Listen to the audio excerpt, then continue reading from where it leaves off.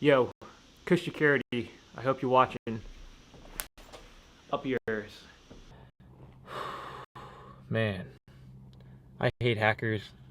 I mean, who would steal someone's YouTube account? Something they put in hundreds of hours, thousands of hours working on in order to create content to send a positive message for other people to enjoy. I mean, it's just absurd. Something that Rob has put his heart and soul into was taken from him. The good news is he'll be getting it back very soon, if he hasn't already got it back by now, which he might have by the time I post this video. But whoever is responsible for this, I hope they die a very, very slow and painful death. But man, terrible way to start the morning. Right now, walking to the post office. I'm gonna check out what's in my P.O. box for the very first time. 6371. There it is.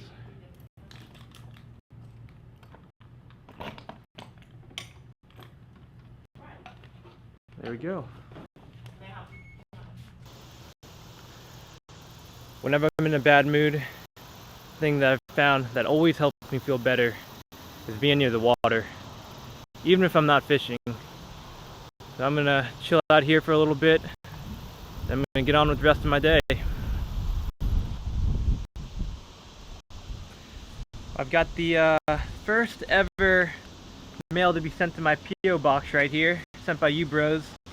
Go ahead and take a look at him. See what we got here. Looks like there's an envelope and a picture. This is interesting. Oh, this is a return address envelope, so I'm thinking this dude wants me to send something back. Pretty cool. Let's see. Dear Mike, hi, I'm Ava, plus your videos rock. I love your enthusiasm and excitement. I drew a picture and I copied it. I'm trying to get the whole Guggen squad to sign it. I'm writing on the back of a something copy because that's all the paper I had. If you could sign the pre-addressed, pre-stamped, sign the good copy and resend the, send it back in the pre-addressed envelope. That would mean the world to me. All you need to do is sign it and put it in your mailbox with the flag up. Oh, thank you. I do know how to sign I do know how to send a letter back or send a piece of mail, but I appreciate you being extra careful. Thanks and keep it up. You're an inspiration. I was gonna give you $1, but I ran out. I appreciate it, and to be honest, handwriting these letters mean a lot more to me than any amount of money could. So I really appreciate it, and let me take a look at the good copy, which is right here. So this is a copy that Ava wants the Guggen squad to sign. It's a hand-drawn picture of a largemouth bass. It's actually pretty good. You got the big mouth, you got the lateral line here. The coloring looks good. Is that with crayon? What is this with? I think that's with crayon. Good stuff, Ava. Alright.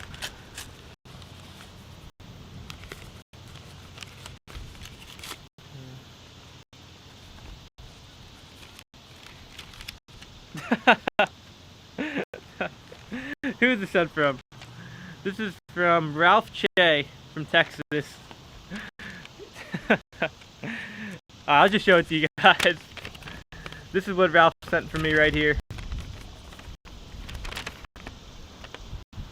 So if you don't know what this is, I'm a pretty big dork. I watch anime, I play computer games, but what I love most is fishing. And what Ralph drew is he looks like he drew some type of anime character. I'm not sure if it's me or not. It might be me, might not be. But he drew me with a fishing rod, baitcaster with a fish on it, right there.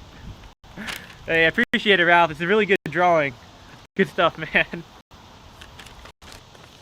Alright, we got last one from Tyler, and he lives in Texas. Let's see what we got in here.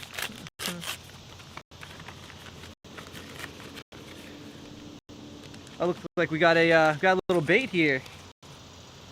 All right, we've got Let me read the note first, then I'll show you guys the bait. Dear One Rod, I'm Tyler, a huge fan of yours. I love all of your vids and tournaments. If you ever come to Texas, let me know so we can go to Lake Mackenzie. Also, I sent you a watermelon worm, swivel clip, and my favorite hooks. Thanks for reading, Tyler. Hey Tyler, thanks again for the hook. And if I'm ever in Texas, I'll definitely let you know. We can hit up Lake Mackenzie. I've never heard of it, but if it's in Texas, I'm sure there's some decent big bass around. And here's the hook right here. It's an interesting, this is an interesting design hook. Not too familiar with it. And we got his favorite watermelon worm. This is not a zoom, I don't think. I'm not too familiar with this exact worm. I don't have my rods with me, otherwise I'd take this worm out and throw a couple casts right over to that weed line right there by the island. But for real guys, thank you so much for sending me those letters. I was in a bad mood when I came here, but I'm actually feeling a lot better now.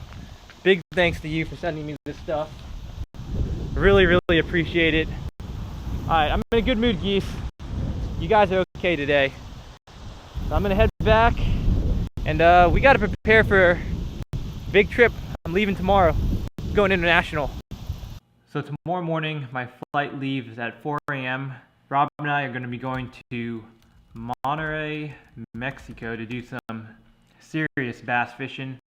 Let's go ahead and take a look at a map of it. And it looked pretty interesting, so here it is right here.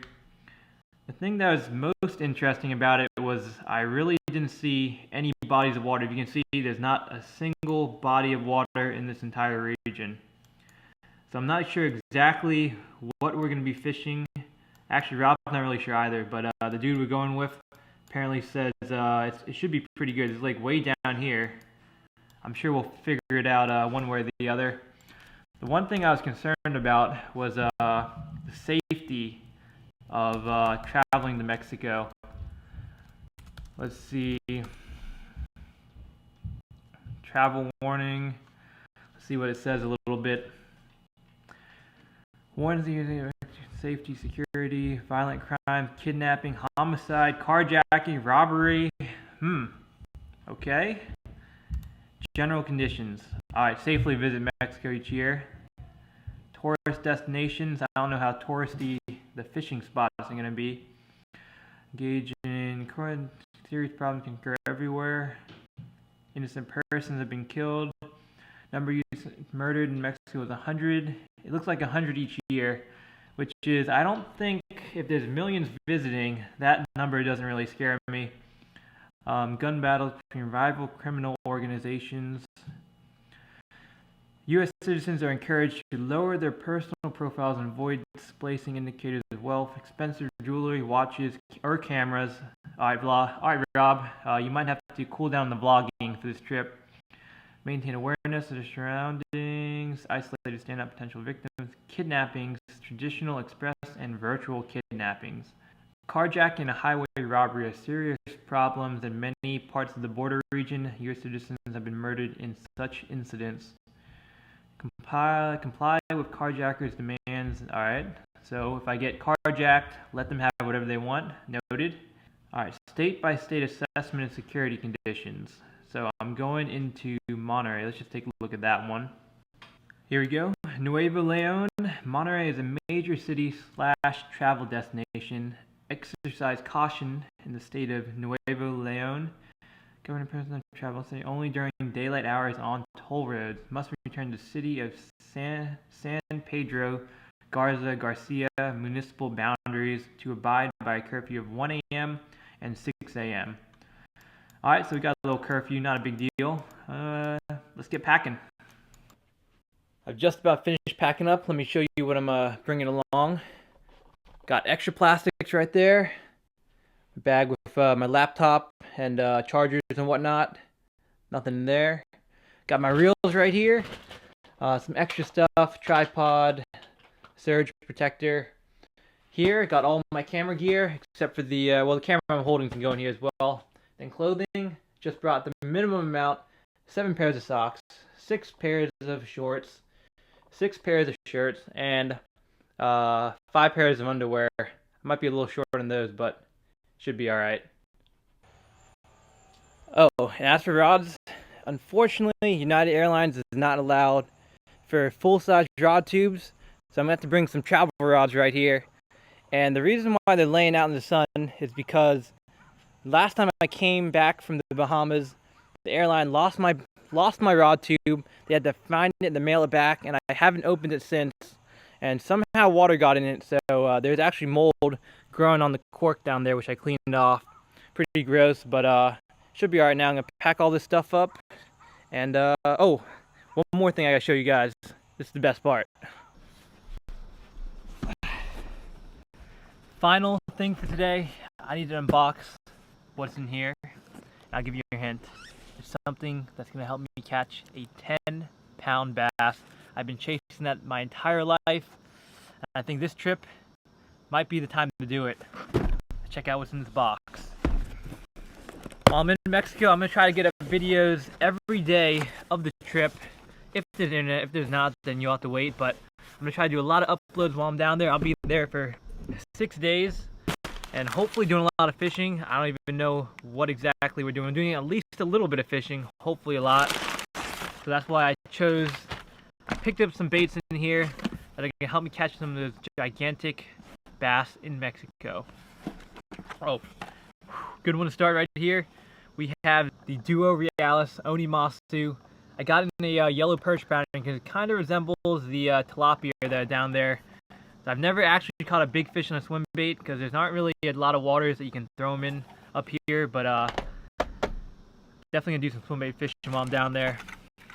I got a big crocodile spoon. Like I said, I don't know what type of conditions we're fishing, if it's gonna be deep, clear water, if it's shallow water. I have no idea, so I just want to be prepared with some big baits to imitate, try to catch some big fish or whatever's down there. And this is a gigantic plastic worm. This is a man's jelly worm right here, and the color pattern is in motor oil. It's a 12-inch worm, extremely big worm. Big fish like big worms, right? Another pack of big worms. This is the Zumo Monster. It's kind of a slightly smaller worm, about 9 inches or so. Then we got these baits which looked pretty interesting. El Grande lures. Size does matter according to them. We got 2 packs of lizards right here. Let's see, color patterns are El Salto Bruise and Gator Bruise. And these are 9-inch lizards right here. Very thick bait. Gonna need a thick hook to go along with that for sure. I picked up some swim baits too. I got a Reaction Innovation Skinny Dipper and Big Dipper. So here's the standard. A lot of you have probably used this before, the Skinny Dipper. And this is the Big Dipper, which comes with slightly less baits, but in a bigger size. Again, trying to mimic a tilapia. As for hooks, got some Gammys 6/0 and 7/0 right here. Extra wide gap hooks. Then I also got 6/0 and 7/0 spring lock hooks, which are actually a little bit easier to rig up big baits, I found, and helps keep it on the hook a little bit better. Big pack of Zoom Magnum Flukes. I think you guys can probably see a trend now in the types of baits I'm selecting. And this one actually fell out of the package right here. I guess the VMC packaging wasn't too good, but basically some spin jig hooks to go with the swim baits. So this would be for more deep water type stuff, which I have a feeling if we're gonna catch a giant fish, it's gonna be in deep water this time of year. Whoops. Alright, you guys saw them right there. And 3 more items. Here's the next 2. Some Suffix braid. This is a 50-pound braid. And some Seeger Tatsu 25 pound. I like to use this line for leader material, even though it's not leader material. It holds up really well. And finally, last but not least, we have the Gambler 16-inch Anaconda right here. This is 16 inches of bait right here. 2-pack. It is a gigantic freaking monster bait. I'm gonna have to throw in some what do you call it, stinger hooks or something if I'm gonna throw this bad boy in there. That's it for the unboxing. Hopefully I can catch some big fish while I'm down there. Fingers crossed. And oh, one final thing. Then I'll see you guys out. All right, Ava, signed and going back to